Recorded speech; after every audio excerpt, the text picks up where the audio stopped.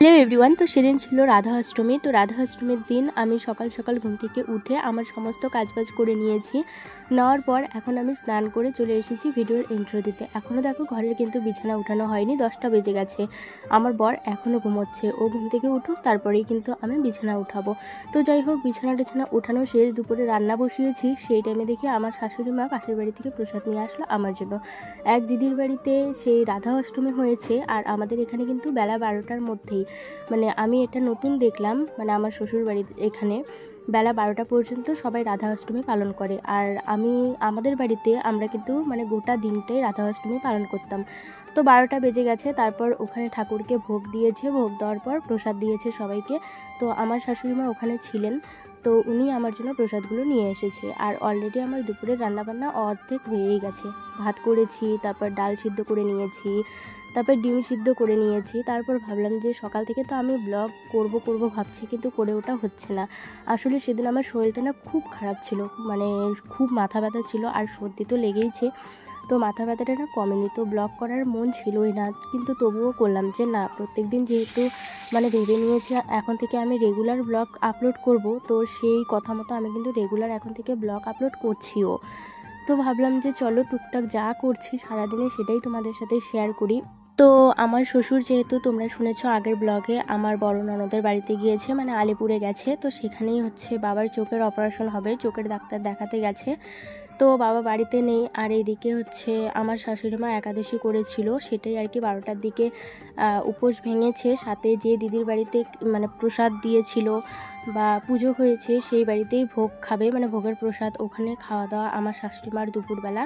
তো বাড়িতে শুধু আমার বর, আমি আর আমার দিদা শাশুড়ি, আমরা তিনজনই খাবো। তো সেই কারণে বেশি কিছু আজকে রান্না হয়নি। আজকে হালকা পাতলাই করেছি, কচু শাক ভাজা করেছি, মুসুরির ডাল করেছি, আর ডিমের কারি করেছি। আর ডিম না এখন বেশি আমার খেতে খুব একটা ভালো লাগে না। তো সেই কারণে ঘরে কিন্তু আমাদের ডিম থাকে, সবসময় ডিম থাকে। অনেকগুলো ডিম ছিল, তো সেখান থেকে আমি 3টা ডিম সিদ্ধ দিয়েছি। বরের জন্য 2টো, আমার জন্য 1টা। আর আমার দিদা শাশুড়ি আবার ডিম খায় না। দিদা শাশুড়ি আবার কালকের আমাদের হচ্ছে তরকারিও আছে অনেক ফ্রিজের মধ্যে।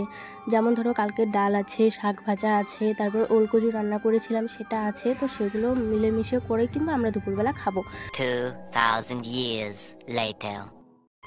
তো দেখো, আমার রান্নাবান্না খাওয়া দাওয়া কমপ্লিট হয়নি, রান্নাবান্না কমপ্লিট হয়েছে। এই যে দিদা, দিদা হাই করো, বলো হাই। হাই, কেমন আছো? কেমন আছো?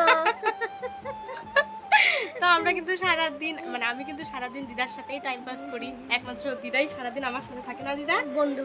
হ্যাঁ বন্ধু, মানে আমরা দুইজন বন্ধু। মানে দিদার যদি কোনো কিছু ভালো মন্দ কথা হয় আমার সাথে শেয়ার করা, আমার যদি কোনো ভালো মন্দ কথা হয় আমি দিদার সাথে শেয়ার করি। মানে আমরা দুইজন হ্যাঁ বন্ধুর মতোই থাকি সবসময় বাড়িতে। তো এই যে দেখা একটা জিনিস দেখাই তোমাদের। মা আজকে কয়টা কাপ, 1 2 3 4 হ্যাঁ 5টা কাপ নিয়ে আসে। আমরা সেদিন মেলা বাড়িতে গেছি, আমাদের হচ্ছে 6টা কাপ বললো 100 টাকা, আর আজকে মা 5টা কাপ নিয়ে আসলো 40 টাকা দিয়ে।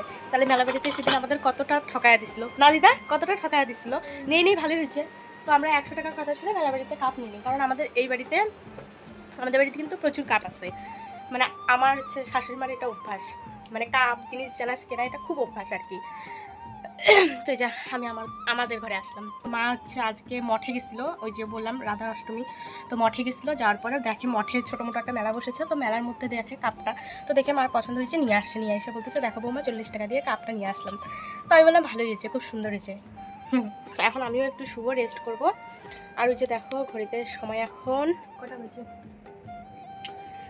প্রায় 3টা বাজতে চললো, 2:45 বাজে। তো এখন আমি একটু শুভ, আমার তো রান্নাবান্না হয়ে গেছে, এখন আমরা খাওয়া দাওয়া করিনি, প্রসাদ খেলাম পেট ভরা। আর আমার বর আস্তে আস্তে প্রায় 4:30 5টা বাজবে, তো আসবে, তারপর আমরা খাওয়া দাওয়া করবো। তো যাই হোক, চলো পরে দেখা হচ্ছে আবার। তো এই যে দেখো, গরমের জন্য দিদা কই শুইছে, পাকার মধ্যে একটা ধাড়ি বিছিয়ে শুইছে। এটা হচ্ছে মা বাবার ঘর আর কি, আমাদের ঘর ওই পাশে, এটা মা বাবার ঘর। তো এই যে দিদা এখন ঘুমাবে, আমিও এখন যাই ওই ঘরে। তো এখন প্রায় রাত্রি 9:30 বাজে, আর এখন আমি একবারে ভিডিও শেয়ার করছি।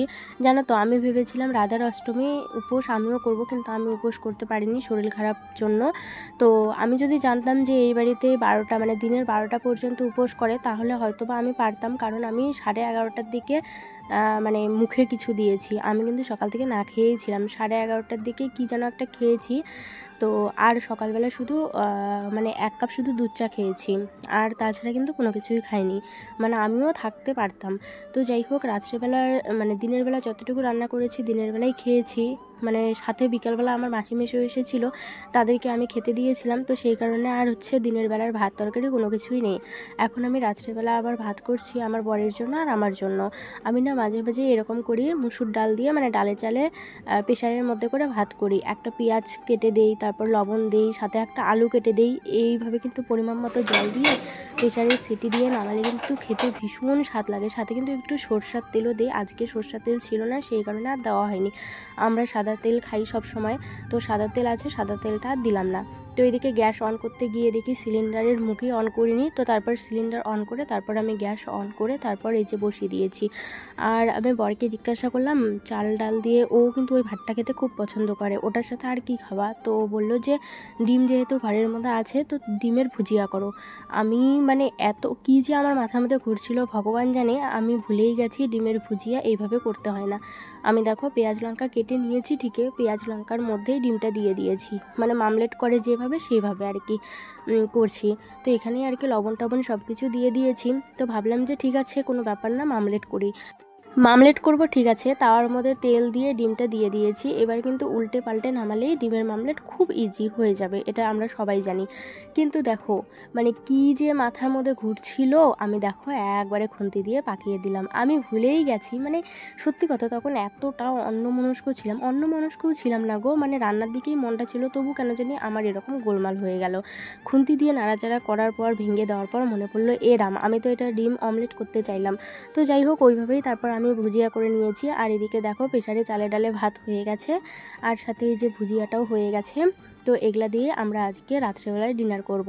আর শাশুড়ি মা আজকে রাত্রেবেলা বললো রুটি কোনো কিছুই খাবে না। আমি মাকে বললাম যে হয় গলা রুটি করে দিই, নয়তো রুটি করে দিই, রুটি কোনো কিছুই খাবে না। মানে দুপুরবেলা ওই যে ভোগ খেয়েছে, ওদের বাড়িতে প্রসাদ খেয়েছে, তো মানে এত পরিমাণে নাকি খেয়েছে, এখনও পর্যন্ত পেট ভরা আছে। আমাকে বললো জলমুড়ি দেওয়ার কথা। তো মা জলমুড়ি রাত্রেবেলা খাবে, আর সকালবেলা উঠে যেহেতু মা চা খাবে, তো এখন আমাকে গ্যাসটা ডিপ ক্লিন করতে হবে। আমি কিন্তু রোজ দিন রান্নাবান্নার পর মানে যে কয়বেলা রান্না করি আমি, সেই কয়বেলায় কিন্তু আমাদের গ্যাস ভালো করে ধুতে হয়, যেহেতু মা আবার নিরামিষ খায়। এখন এগুলো শুধু কলপারে রাখবো, এখন কিন্তু ওগুলো মাজবো না। আমাদের রাত্রেবেলা খাওয়া দাওয়া হয়ে গেলে তারপরে একবারে মেজে ফেলবো সব কিছু। যাই হোক, আমার বরের যেহেতু এখন আসতে অনেকটাই রাত্রি হয়, প্রায় 12টা 1টা বেজেই যায় বাড়িতে আসতে। তো মানে তখন 11:30 বাজে, এই ভিডিও ক্লিপটা যখন নিচ্ছি তখন 11:30 বাজে। ও যেহেতু এখনও বাড়িতে আসেনি, তো একা একা কিন্তু আমার খাবার খেতে ইচ্ছে করে না।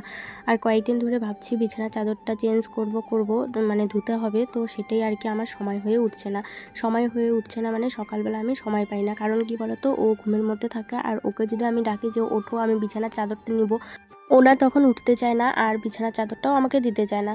তো সেই কারণে ওইভাবে করতে আমার আর কি বিছানার চাদরটা উঠানোই হচ্ছে না। আমি কিন্তু 3 দিন 4 দিন পর পর বিছানার চাদর বদলাই।